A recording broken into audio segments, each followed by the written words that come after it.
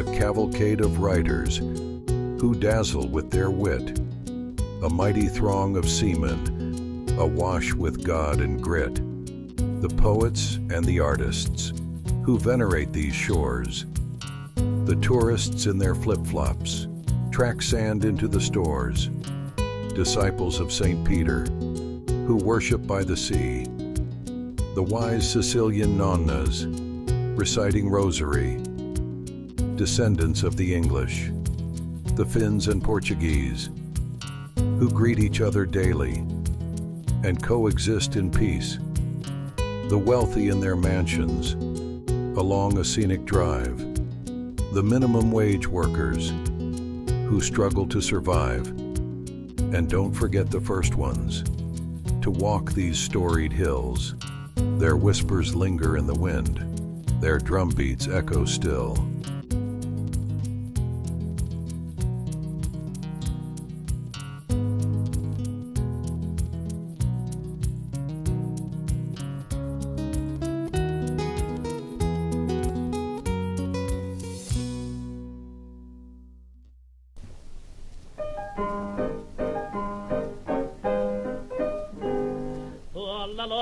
Tuossa jännin mä kohtasin, Paolo Väpi, oho. Hän on neidosten joukossa kaunihin, Paolo Väpi, oho.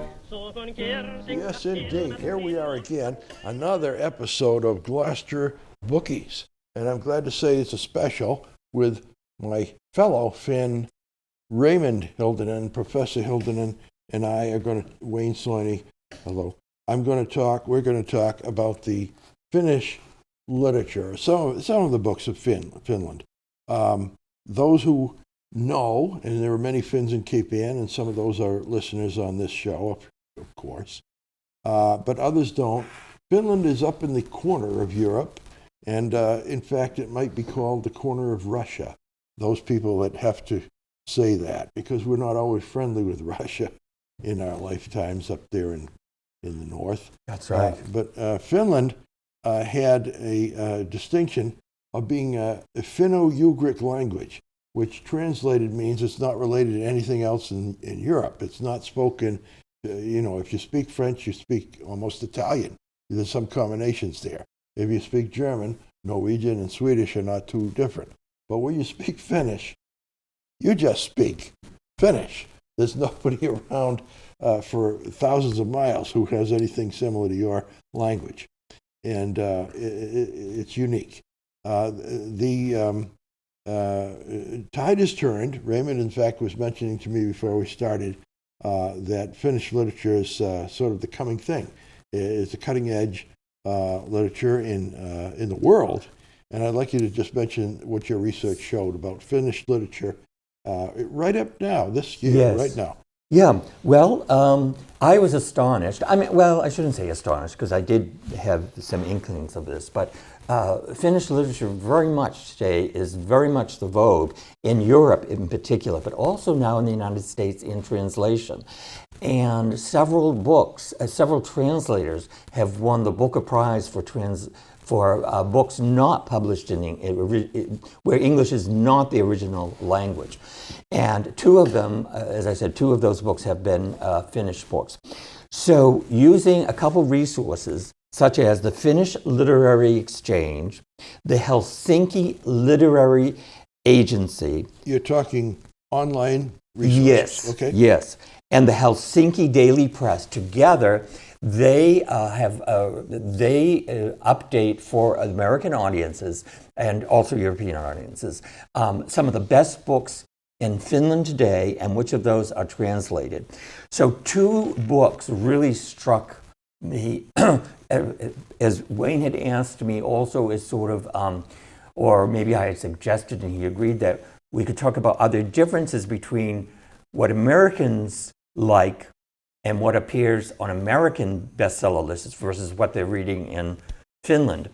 And what struck me is that two of the titles are both favorites with literary critics and with the population of Finland itself.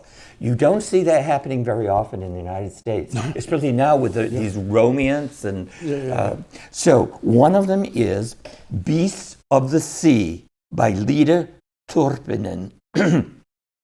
And it is number one on the list of popular people who respond, who read for popular literature. Number one on the list. Fiction, nonfiction.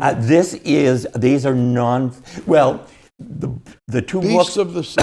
Yes, is I'll get to that actually in a minute because it's borderline, so that the list can be either nonfiction or fiction. They're just books that are currently popular with the critics in Finland and with the population in general. And the population in general is really, well, actually both lists are probably focused on Helsinki and the greater Helsinki area. Yeah. So Beasts of the Sea, it has won several international awards, and it is a fascinating story about the discovery in 1761 of the voyage of Vitus Bering, and they discovered Stellar sea cow. And Stellar sea cow becomes a fixation for this author. And what happens is that she traces it through, so it's a natural history book, but it's historical fiction. Even though it's very much grounded in history, because it starts with the cruise of Vitus Bering, who discovered the Bering Sea, and then in Russian Alaska, a huge, monstrous skeleton is washed up on a beach in Alaska, and no one knows what it is. But through research, they found out that it's the Stellar sea cow, which was discovered by Vitus Bering. In 1954, the Finnish Museum of Natural History reconstructs this skeleton, just as they do in New York City, the Museum of Natural History. There they have a huge whale and also the mastodons. And somehow this woman ties these three together in a story that's told to the view of one woman. And she ties these three narratives together. And the name of the book in Finnish is Illioliset, which somehow must mean Beast of the Sea, but I don't know. I couldn't find that out. I don't know. I tell you this, what you've just described. Yeah. Two things. One, is it in translation in English? Yes. Yes, it is. And it's online. You can get it on the actual translation. You can now get online. And lastly, I can't resist. Although the Stellar sea cow was discovered in 1761, a lot of water under the bridge since then.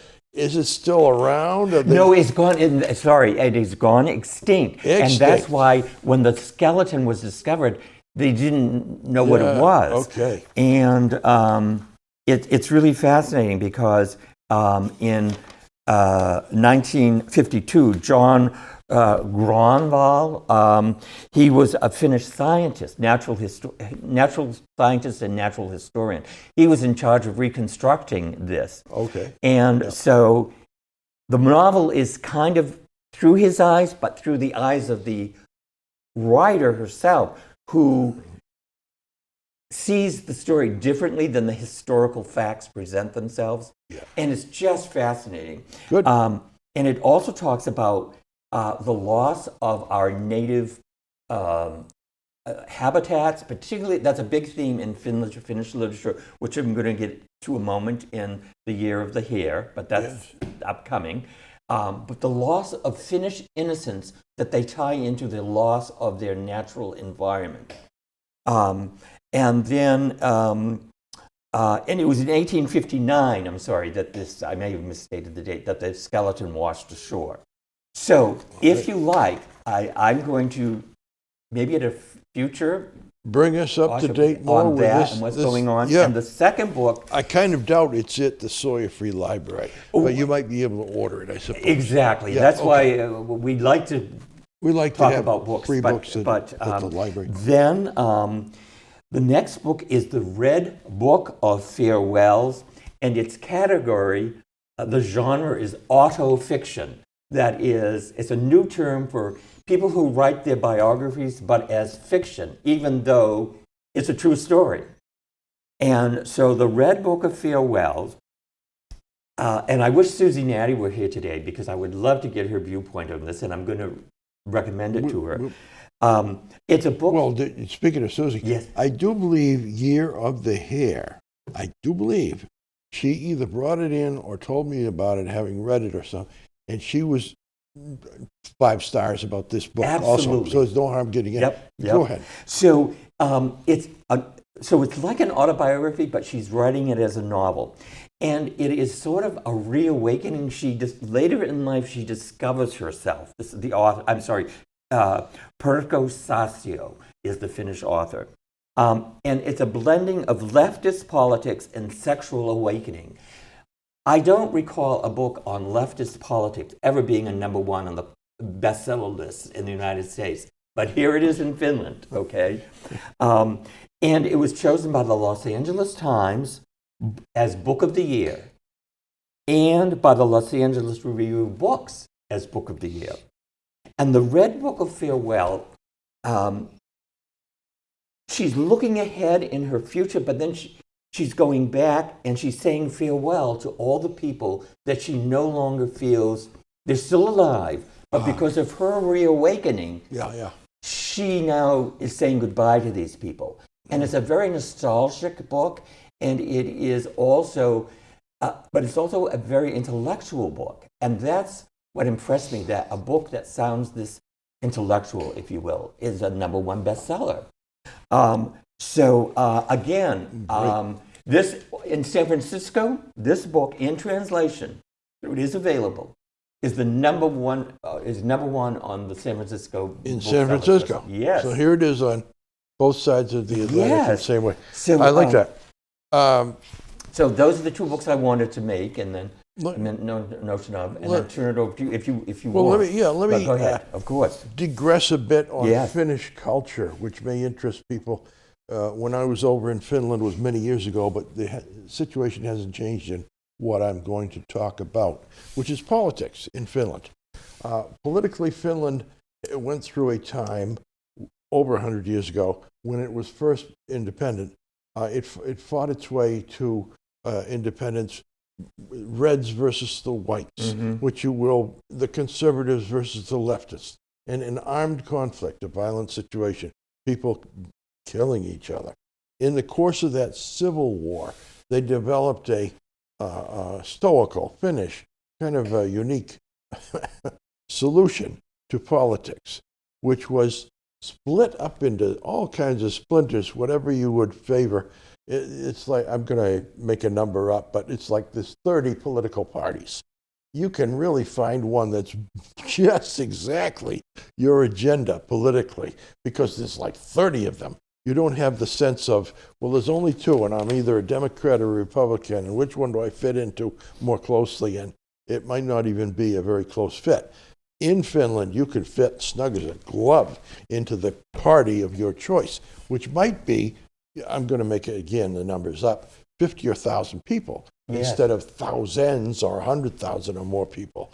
There's the Social Democrats, big time, and Christian something or other, nationalists or something, various things. And then there's a little splinter group of highly nationalist people. And there's a little splinter group of actual communists. And you put that all together, that's the political landscape in Finland. Well, you and I might say, well, that would be a chaotic situation because everybody's all over the map, population-wise. No, because the way they do elections in districts in the parliament is that district really, the plurality will declare who is the representative for that group. Plurality may vary a little bit one way or the other, and it's enough to make sometimes a very splinter kind of a group into an actual representative in Parliament. But most of the time, the people going into Parliament are in the nature of the Social Democrats and so on. What I find even one step more amazing, and it may be the solution to our dilemma of a divisive and polarized nation, is that the Finn solution, and I had this dramatically demonstrated in front of me when I was in Helsinki. The Finns don't talk about politics. They're intent and serious about reading, and they read the newspapers, and they follow up, and they make their mind up about how to vote. And they're all literate, and a lot of them are voting, more than in this country, the percentage of voters. And when they vote in that voting booth, you know how we call it a secret ballot. They have a secret ballot. They keep it secret from everybody. So you don't know on the election day and everything which way you. I had that demonstrated. I was at a public event, and I with someone, and the person I was with was Finnish, and so they knew a couple Finns, man and a woman, husband and wife, and we brought ourselves together in conversing. So I'm talking, and a little bit people are translating for me as I speak English, and it was near election day. Like the day before or two, there had been an election. So I thought it would be common, as in this country, we ask, who did you vote for? So I looked to the man or the woman, and I asked, who did you vote for? And they said what it was, whatever party it was. And there was an immediate expression. The other spouse was like that. And he or she, whichever one, said, I didn't think you. They already had voted. They did, the husband and wife. I didn't think you voted for that person or who. And they had voted for a different one. Yeah. But you can see that in their household, on the way to the polls, there was no discussion of proselytizing or saying who you should vote for or shouldn't. You vote for who you want. Don't tell me. I vote for who I want. I won't tell you. And I'm the one, foolish American, ignorant American, comes in to spoil it by asking each one who they voted for, which they're honest Finns. Honest Finns will, if you ask them the direct question, they will tell you, especially for a foreigner trying to learn something. And I'm saying this to put into the conversation mill as a thought. Maybe it's not so wise to go online or in the street talking about who you like or don't like politically in the United States. Very wise to keep your antennas up, listen to the news, read the newspapers, read books, and make serious decisions about who you're going to vote for and write your representatives or senators. But I'm not sure that it is shrewd, prudent management of politics to carry that over the threshold into the house with husband and wife and one of the others. You might only have friction without heat without light. Heat without light. But that's a Finnish example, and it's a true cultural. It's interesting you bring that up. I won't dwell on that except to state that I do think the internet allows people to speak out a little too easily and perhaps without much forethought. And I think it divides us in ways that previous generations have not had to deal with because it's right there in your face. But let's get back to books. Especially started up. A good one to start with. Year of the Hare. A wonderful book. You told us about it already as being a bestseller and quite the book. Okay. Cutting edge. Go ahead. And this book I read. I had heard of it before, of course, but on one of the lists I found, it is one of the top 10 books that the Finnish public recommends for the American audience. It's number 4 on the list. Number 3 on the list, The Egyptian. This one. And I'll talk about the Egyptian. Yes, Go ahead. that's wonderful. So this is a delightful book. And before I even say too much about it, this particular edition has a wonderful, wonderful introduction. Introductions often aren't that important to a book. but this one is. It's by the international literary critic Pico Iyer. When he wrote this forward, it was published in the New York Book Review in 1995. It was the #1 cited article from the New York Times in the entire year, and was the #1 most emailed article from the New York Times. And it's just an introduction to this wonderful book. It's really kind of different. Share the magic with us now. Well, Get a little part of it. This is the introduction that made such waves. Which of us has not had that wonderfully seditious idea to play hooky/hockey for a while from life as we know it, to do a Gauguin, even in the depths of the Arctic Circle, dropping all the stuff that seems so important, a regular job, a good salary, a solid home, and going off in search of what is really more sustaining to the individual: adventure, restoration, and fun. Those 3 words I loved: adventure, restoration, and fun, epitomizes this book. And it was interesting that you mentioned politics. It's not really political, excepting he does talk about the Finnish president is Kekkonen. At that time. Yes. Urho Kekkonen. Yes. It was certainly well known internationally, yes, and he becomes a character in this book. 15 or 20 years. He was the longest serving president. Go ahead. But so let me get back to what the Year of the Hare really is. It is a journalist who doesn't realize he's tired with life, he's unhappy in his marriage, and he's tired not just of being a journalist, but under the pressures of having a deadline every single week. But he doesn't know this. He's being driven to a conference in Helsinki by one of the organizers, and they're driving along, and all of a sudden, in a mild snowstorm, and they screech to a halt on a small road, and they hit a hare in the road. And the author, Vatanen, the hero of the novel, or anti-hero, perhaps I should say, he's very upset by this, and he wants his friend to stop. We've got to save that hare. We've got to save him. The guy drives out. No, we're going to be late. I don't care if we're late. You've hit this animal. He makes him stop. He jumps out, and the guy says, I'm going to the conference. You do what you want. He dashes out into the snow. He can't find the rabbit, the hare. And then he does find him in the snow. It looks like it's dying. He picks it up, wraps it in his coat, and he goes back to the car. But of course, the man has driven off. Stop there, Yep. only because I think that's enough of a tease. Isn't it? They're going to go out and want to read this Year of the Hare, I am sure. And I'm sure also that's in the... It's like an Alice in Wonderland story? Yeah, Okay, you want to go on to... You have your book to talk about. What happens after that, you're going to let people You will read. not be It's a disappointed. wonderful start. And believe me, he's a librarian. He knows his stuff. So if he says you won't be disappointed, you won't be disappointed. Here it is, the next book that we're up into talking about.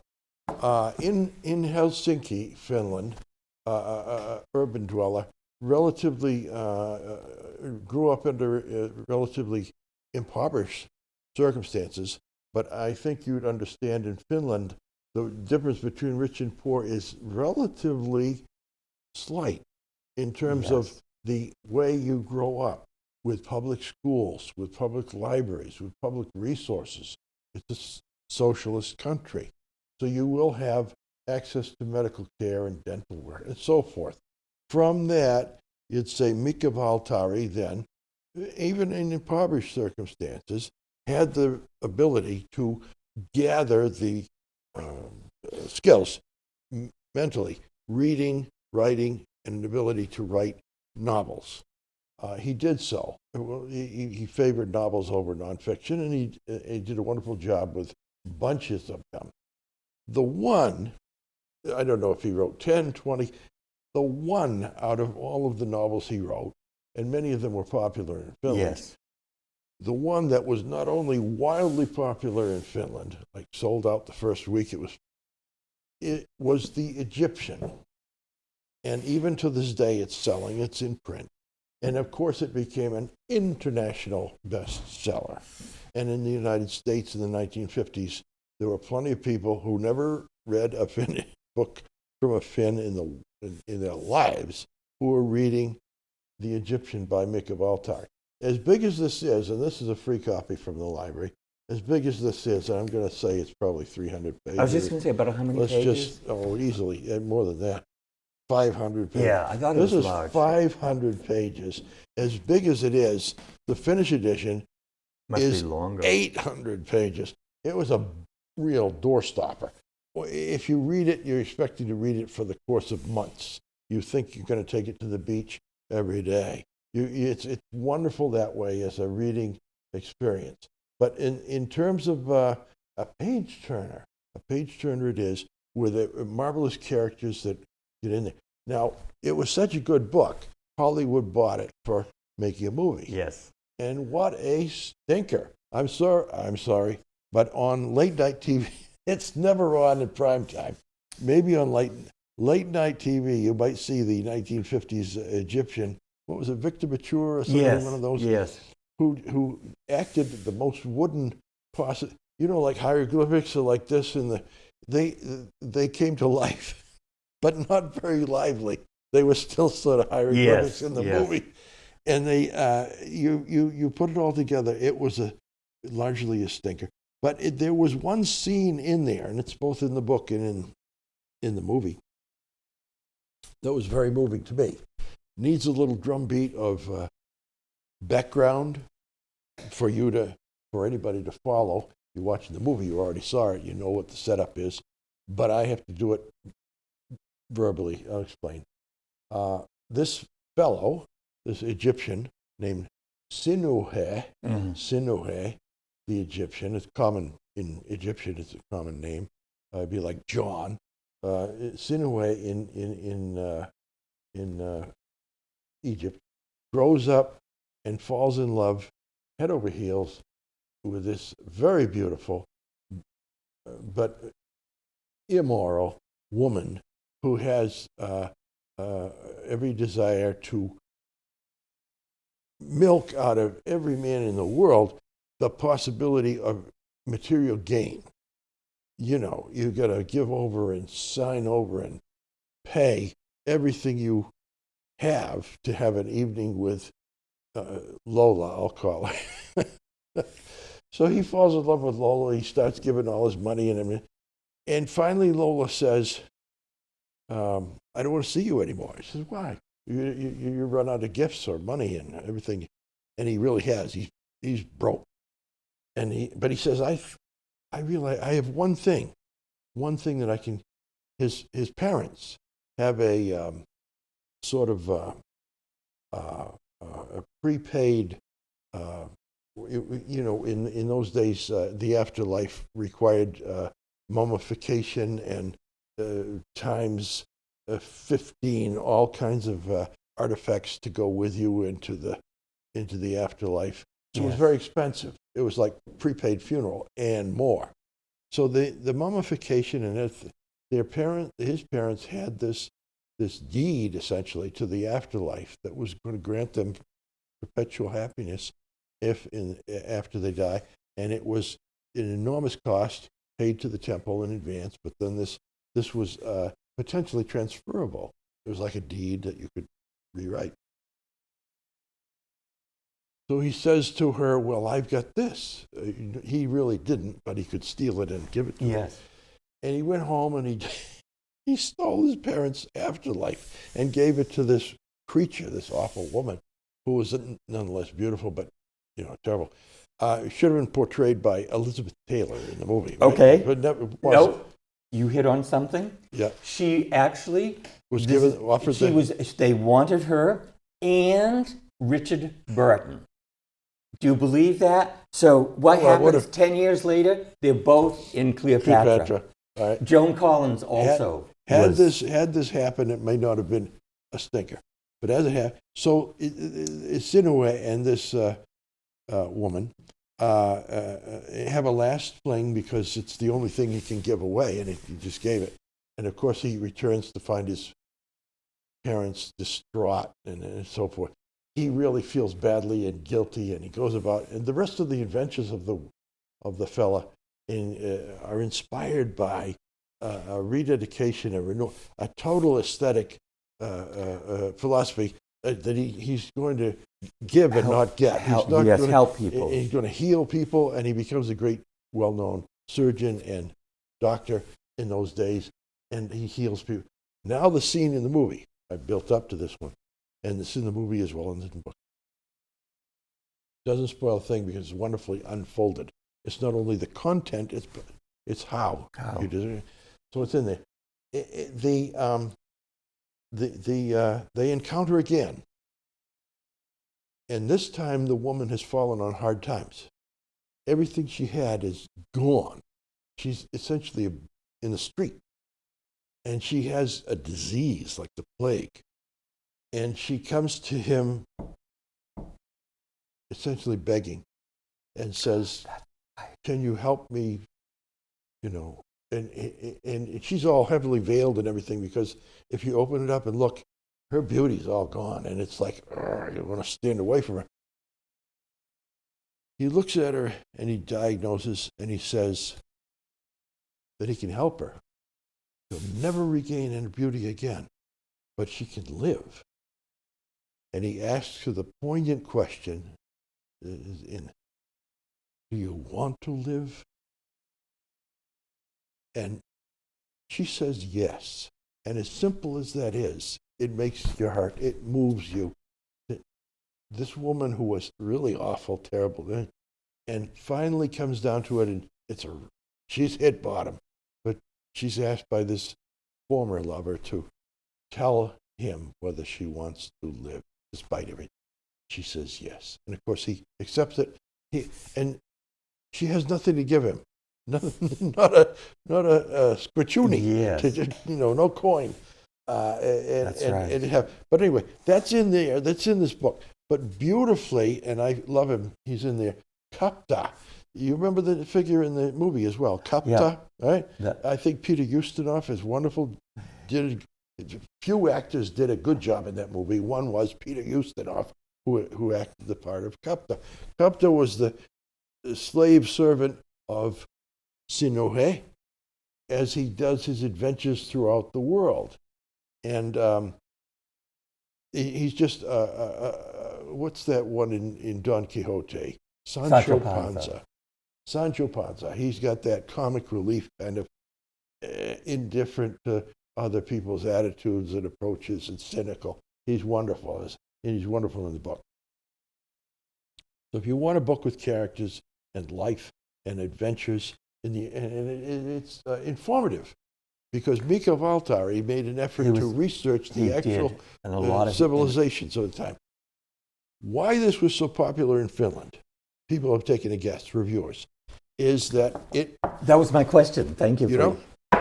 Here it is, in a compact form, comparisons, without saying so, of the United States the way it is, Russia the way it is, which was communist at the time, or dictatorship, and other countries throughout the world, and live and let live in happy places, but not culturally superior. Everything through the world in such a way that it was a great, I think they call these parlor games, where people, 2 or 3 getting together who have read the book, I think that country is the United States. No, it was this other one. But that country is Italy or Germany or some other thing. And they would, which one is which? But it develops that Mika Waltari well knew what he was doing. And he did intend a subtle analysis of the world after World War II, the way it was, and split up into divisions. And just as now, you're going through, a border has meaning, and you pass through it as if a gate to another world. And they're all on the same planet, but they're all very different. And this diversity was developed in an intriguing way by Mika Waltari. I should spell it because people, Yes. Finnish is wonderful in the sense that if you know it, the words, everything is pronounced with an emphasis on the first syllable. For example, using your name of Hildonen, you'd always emphasize, no matter what the word is, you're always going to Mika Valtari, Mika Valtari. You don't, it's always emphasis on the first syllable. And M-I-K-A, similar to we'd say Michael, but Mika is the first word, first name.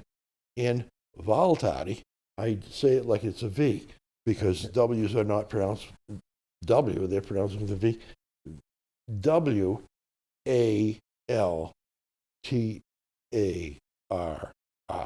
Mika Valtari.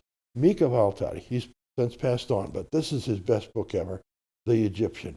And that's actually a translation, because he called his book in Finnish. Thank you. Sinuhe. After the character. And well, this is really interesting, because I was going to ask you, in certain translations, the Egyptian, the title, The Egyptian, has sort of 2 or 3 meanings. That is, who is in the book, who is the Egyptian? And some people say it's the woman because she embodies a certain personality. Others say it's he because he's the hero of the book. But others say it's a book about Egypt itself, and so it's a generic, like the American abroad or something. Yeah. Egyptian, it doesn't mean one person, it means the people. Yeah. By the way, if people are saying, well, there's 500 pages about 3 characters, Sinuhe, that woman, and Kapta. No, there's easily 5 other memorable characters, well developed in the course of this 500 pages, that should say, you keep the pages turning and keep the mind moving and the heart moving as well as you do it. So Mika Valtari, wonderful gift to us.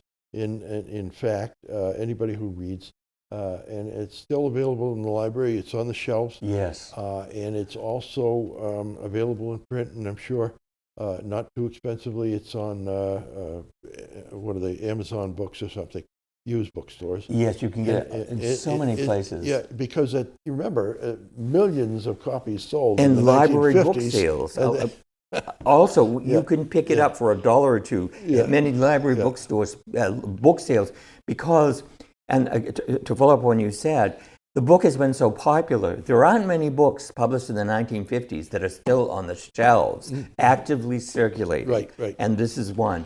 Another one of which it was compared to is Quo Vadis, and another one that it was compared to at the time was the great story of Ben-Hur. Yeah. Although those have religious overtones, which this one does a little bit too, in the sense of being altruistic, the sense of altruism. Yeah. So it makes you think about philosophy and true religion, and what is true religion, and what's the rest. Because it doesn't have to do with. You end up thinking that it doesn't have to do with essentially what a statue or how God is visualized, if it is visualized in front of you and not left unknown, and don't depict the image of God. If you despite how you see or hear about God, it's how you behave. It's very much intending you to is to provoke you to thinking in the direction of your own life, of how you behave, that it matters, because he makes a serious mistake, and it has to repay in some way, rehabilitate, reconstruct his shattered identity as a human being into something that's credible or acceptable by him. Wonderful next book is a nostalgic piece of Cape Ann history. I'm so glad. A young Finn on Cape Ann. And show the picture. I mean, just with that dog, the face. Just let it linger on the screen, because I hope it can be picked up by the viewers that this is a fascinating true life picture of the actual author when he was a kid Yes. with a dog in Lanesville. 5 years old. And there's the picture. And it was somehow related to a Walker Hancock or somebody. Yes. This picture. Yes, and Tell the picture. yes, first. I'll get to that in a minute. But I did want to point out, I love the expression on the dog. Yeah. Isn't that wonderful? Yeah. I wanted to mention that because of one of my previous shows that Dog on books. Dog Yeah. books. So I had read this book before, and you have too, but I saw it in a completely different light. The author, in his introduction, speaks nostalgically already that this is a life that has passed. It's no longer possible. I wish he was alive today because I could tell him, no, this was my history too. And when you read a book that you can relate with personally, because growing up in Lanesville, so much of myself is in this book, whether it's at Lane School, whether it's swimming at Plum Cove, whether it's jumping the boulders down on the rocks. And the other thing is he makes it so personal. So I wanted to mention that ferret. Yes. What's the connection with that? I was There astounded. it is. He put a glossary together, or a list at the end, of Finns who had nicknames. And it wasn't necessarily people he chummed around with, but they might be from Rockport or Gloucester. And they were Finns who had nicknames. My father's name is in there because my father had a nickname, and it was Ferret. He was so fast, so speedy as an athletic person. He had impressed people that he was as fast as a ferret, which you know is quite a Yes, speedy, and they can dart about and in and out of... speedy and agile guy. So that was Ferret was his name. And just to tag end, a wonderful, kind Finn named Johnny Urkula this week sent me a victory mail from World War II that my father had written to his father, Arnie Urkula. So my father wrote Arnie Urkula a little bit about what the war was, how it was on the passage coming from the United States to England and in the camp there and what they were going through. And he signed it, Ferret. Oh, wow. It's, I think, the only letter I possess in which my father signed it, Ferret. Wow. But now I tie it up, all the threads. And as you said, there's an appendix. And he's got about, there's over 100 nicknames for all these young, they're mostly boys, but a few women. Yeah. Finnish boys who grew up. Remember that, I have to say, there's reasons for everything. If your name is, give almost any Finnish name that you want, Onni, Sulo, various names, they're really so esoteric and odd that people would not remember or be able to say it correctly. So a nickname would do you a great deal, it would give you an advantage. My father's first name was actually in Finnish, you would say it this way, it's a W, but it's pronounced like a V. Veino. Well, you try Veino with correctly pronouncing it, Veino. That's not easy for an American person. So it ends up that Ferret comes out easily. And part of his ability to assimilate is he doesn't have to say, I'm Veino Soini, I'm Ferret.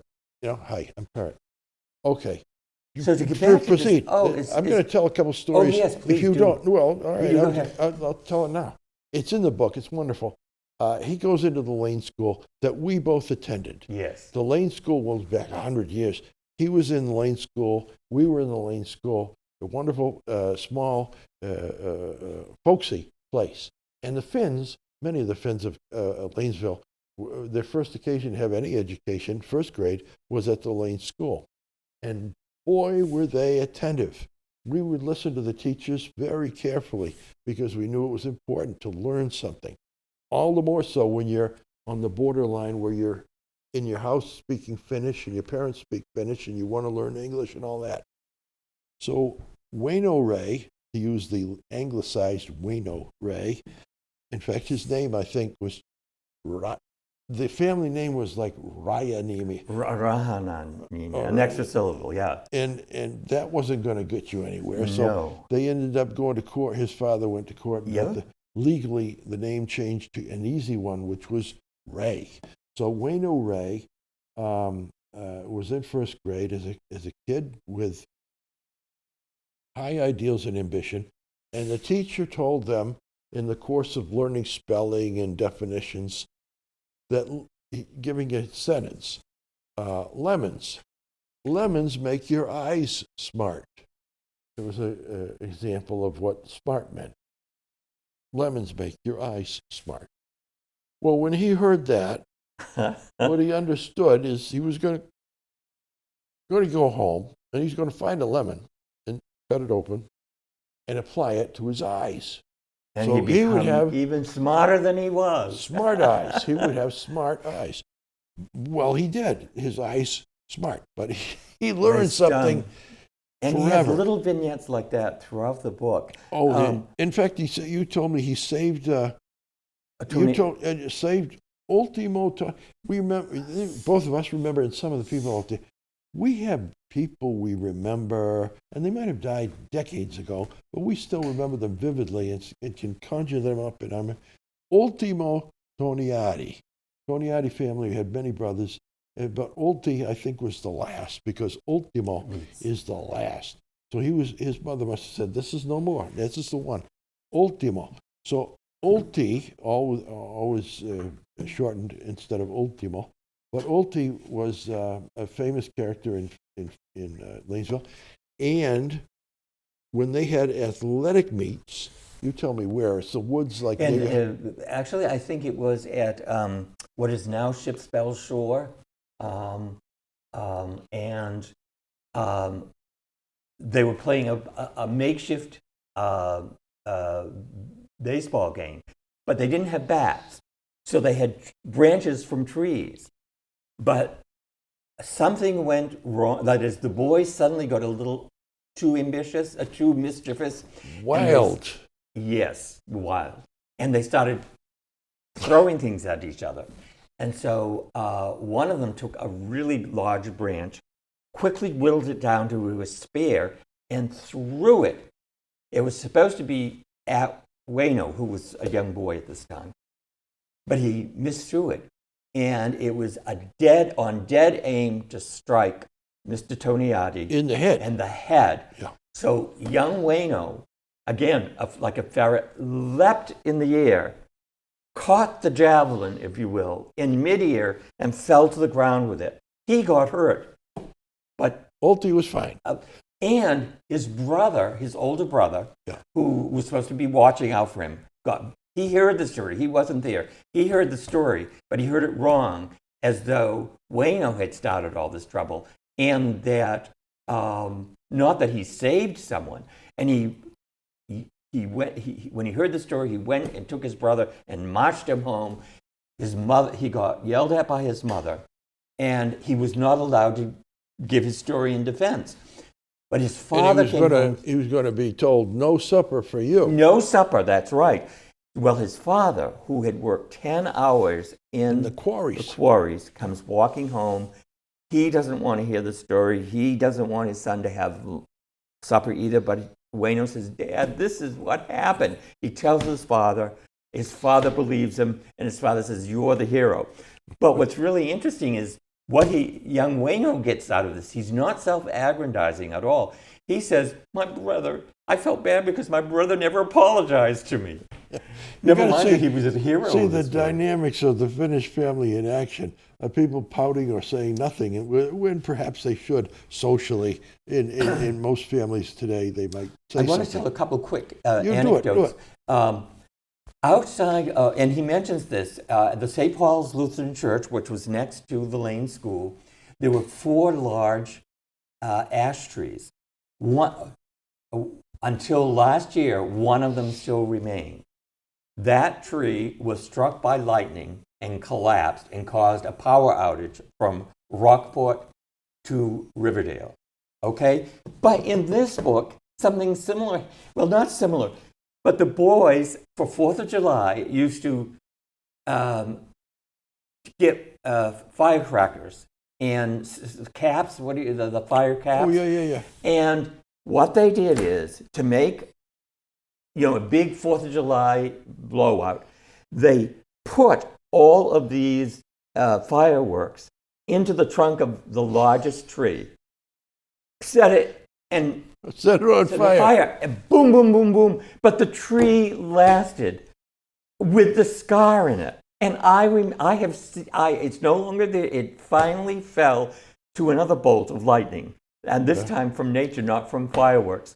Isn't that a wonderful story? And it's in this book. And you remember that tree? That tree is there. Was there until last year. Yeah. So this book is full of anecdotes, and I do want to pay homage, if you will, to two of our Finnish cohorts, our colleagues, Sharon Love, who does a wonderful job with her hilarious stories of the frugal Fin. Well, she would love, and I'm sure she's read it, but there were so many instances. His mother used to save rags, including when clothes were so threadbare they could not be worn anymore. She made hooked rugs out of them and sewed them.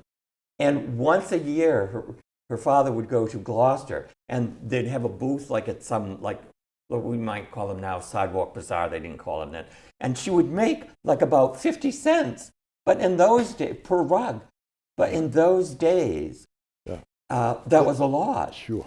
So another Finnish frugal Finn, they raised chickens, of course, and they had their own eggs. All the Finnish families in Lanesville, they were subsistence farmers, and they were poor. Although he says we did not know it, and I agree with him. Yeah. They were poor in one sense, but rich in another, and that's what comes through in this book. But what he told about the eggs, he found a way. Which are expensive these days. Yes, they are. Well, he used to go down to Lane's Cove and collect shells, crack them up, grind them up. Oh, sure. And then they'd be mixed in with the chicken feed. That's right. Yeah, and it made their outer shell of because especially calcium. Yeah. Well, in Lanesville, the soil is so bad, the grass is so bad. Yeah. Many of the chicken eggs did not last. But with this little device, for nothing, by the way, but toil, the human toil. Yeah. He would go down and sit there and crush and crush and crush. Right. Then put them in a red wheelbarrow and bring them all the way back up. Yeah. And this became part of their chicken feed. And so people came to them to buy their eggs. Sure. Other little vignettes. Susie Natty's family is mentioned a great deal. Wayno was not in the beginning, but like in maybe the 7th, 8th, and 9th, and in high school, was very good friends with Robert Natty, her father. And so through them, he got to know Walker Hancock, Susie's uncle. And I may have just shared this with you, but I'll share it again. How many of the young Lanesville boys, Walker Hancock really wanted to get to know the people of Lanesville because he was not finished. And one of the things he did is by using the local people as people to be sculpted. Which feeds into the cover photograph. Yes. And also, he took the photo to have a visual recollection of the boy. It's a beautiful photo that he was going to use in some sculpted way. And he did. Later on, he used his upper torso and a famous, I've forgotten the name, but it's a famous sculpture that is now at the St. Louis Museum of Fine Arts. Yep. Unbeknownst to Wayno, he was sent to St. Louis for a job. He sold insurance at one point, and he was at an insurance convention. Well, a whole group of them went to the St. Louis Museum. And there is this wonderful picture, and it's his body. He remembered it's him. And now he's in a famous sculpture. I love this. Almost like mirror images when we look at it. By the way, these rag rugs are famous. She brought it, the woman you're talking about, Mrs. Ray, brought it, it's a custom from the old country. In Finland, it's very common. It's very common, every household, to save the rags and to make rag rugs. And you usually walk into the house and you take your shoes off, and there's a rag rug there for your shoes. It's a rag rug. Yeah. That's the waste nothing. But we're in the last few seconds. I want to tell something for Susie, if I may, quickly, because in this book, well, I'm sorry, I'll save this for next time. Because next time. As it is, we have not covered hardly anything of Finnish literature and Finland, but it's been wonderful with you, a nice experience. Thank you very much for listening. We'll catch you next time. And meanwhile, say something profound, Professor. Well, how do we say goodbye in Finnish? I know very little Finnish. Hyvästi. Hyvästi. Which is good luck. And there's an anecdote on that in this book, too. Okay, good. Thank you.